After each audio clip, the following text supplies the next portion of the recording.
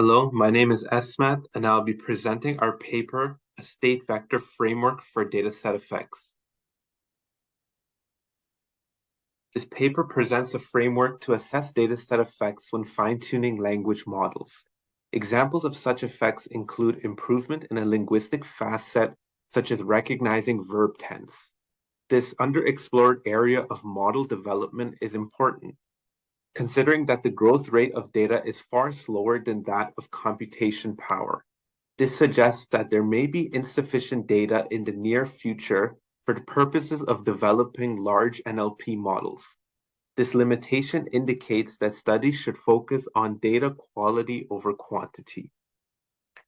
We propose using idealized probes to quantify dataset effects. A probe is an exam that evaluates the model's ability along a specific dimension. Given k probes, model states can be summarized with a k-dimensional state vector composed of k probing scores. Usually, this score tends to be accuracy bounded from 0 to 1. Model states are impacted by three factors: the previous state, the data set, and the training procedure applied to the model since the previous state. With this in mind, we can formulate two types of dataset effects. We define the individual effect of dataset X, E of X, to be the difference between the between the state vectors before and after fine-tuning the model on dataset X. Here, S of I denotes the initial model state and S of Xi denotes the model state after fine-tuning the initial model on dataset X. Defining E of X this way makes it an abelian group. We define the interaction effect between datasets X and Y, or int of X and Y, to be the difference between the individual effect of the combined dataset X plus Y and the sum of the separate individual effects of dataset X and Y, as if X and Y don't have any interactions at all.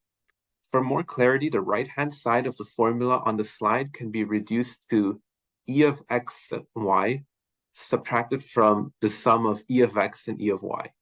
Defining dataset effects this way allows us to apply statistical significant testing along the k-probing dimensions.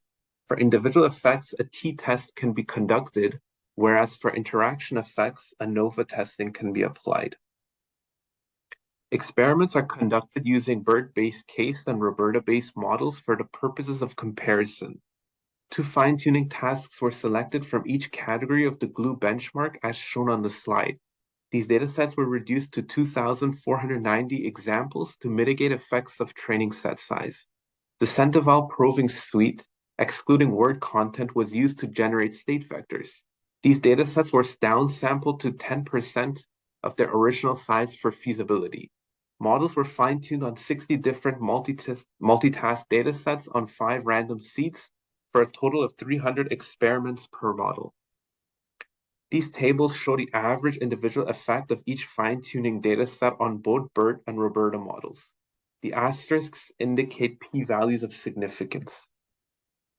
This table shows the breakdown of individual effect of the COLA dataset given different initial or reference states. This can be found for all other fine-tuning datasets in the appendix of the paper. This table shows the interaction effect of dataset pairs given the Roberta model.